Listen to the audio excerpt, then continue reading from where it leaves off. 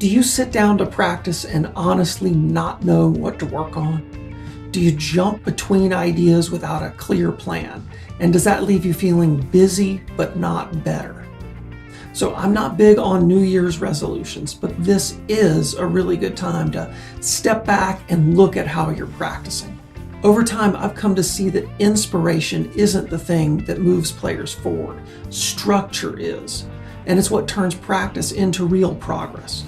So in this video, I want to walk you through how to build that structure in a way that's simple, realistic, and actually sustainable. In over 30 years of teaching, this is the difference that I see between players who feel stuck and players who keep moving forward. Before we dive in, if you want something practical to work from, I put together a one-page practice planning worksheet you can grab below. Just click on the link down in the description. It's just a simple way to get clear on what to practice without overthinking it. Structure beats inspiration. Most players rely on inspiration. The problem is inspiration comes and goes. Some days you might feel like spending all day with the guitars, but other days not so much. Structure is what carries you on the days that you don't feel motivated. When practice is already decided, you don't have to negotiate with yourself. This is why a simple practice plan matters. Not a long one, just enough structure that you're not deciding what to do from scratch every time you sit down. The 85% rule. A good rule of thumb is to aim to get things right about 85% of the time. If everything you're playing is perfect, it's too easy. If you're failing constantly, it's too hard. That slight discomfort in the middle, that's the sweet spot. That's where learning actually happens. Reframing discomfort. This part really matters. Discomfort doesn't mean that you're doing it wrong. Most of the time, it means you're stretching in a useful way. You can start thinking, okay, this feels uncomfortable because I'm learning. Practice becomes a lot less frustrating when you frame it that way. Simplicity and finite focus. One of the biggest mistakes I see is making practice too complex. Life already pulls us in a lot of directions. Practice works better when it's simple. A finite amount of time, a small number of things you're actually focusing on, and then outside of that, you can play whatever you want. Structure creates freedom, not limitation. Practice versus playing. One important distinction here is the difference between practice and playing. Practice is the structured part where you're consciously working on developing skills. That's the part that benefits from structure and consistency. Playing is different.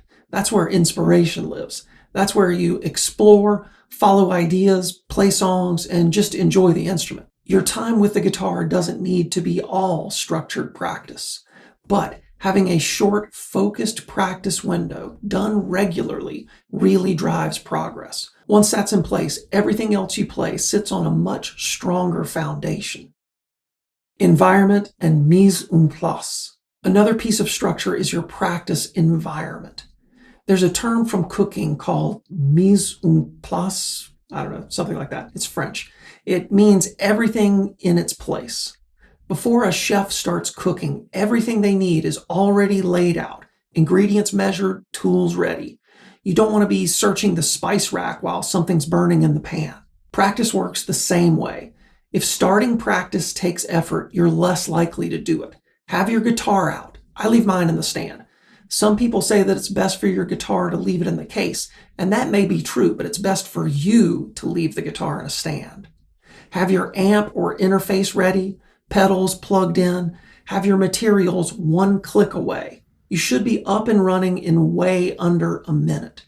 When everything's in place, starting becomes easier, and that's what keeps practice consistent. Accountability. Another piece of structure that can matter, depending on the person, is accountability.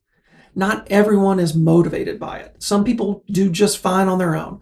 But if you're someone who gets traction by saying a goal out loud, it's worth leaning into that. And the kind of goal I'm talking about here can be musical or technical, as long as it's clear. A musical goal might sound something like, I want my solos to sound more confident, or I want to feel less lost when I sit down to practice. A technical goal can work just as well when it's focused. For example, I want to learn to get more comfortable with caged, or I want to really know the 6 main chords in the key of A. Those kinds of goals work because they're specific, limited, and they lead to a lot of musical payoff. If accountability helps you, keep it simple.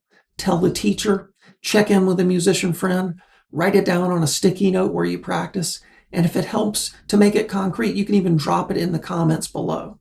Sometimes just stating it clearly changes how seriously you take it. Put it on the calendar. Finally, schedule your practice. Same time. Treat it like a real appointment. For me, that usually means sitting down most mornings and playing for about a half an hour with my coffee while the rest of the family is still sleeping. Nothing fancy, just a consistent window that I don't have to think about.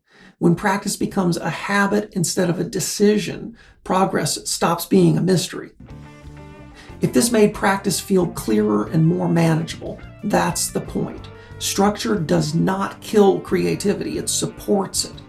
Once the structure is in place, inspiration actually shows up more often. If you want help deciding on what to focus on, the worksheet below is a great place to start. And if you want, leave a comment with your guitar playing goal for this year. If you want to learn the most important skills to focus your practice time on, check out this video next. And please like and subscribe. That helps YouTube get this advice out to more players. Thanks. I'll see you next week.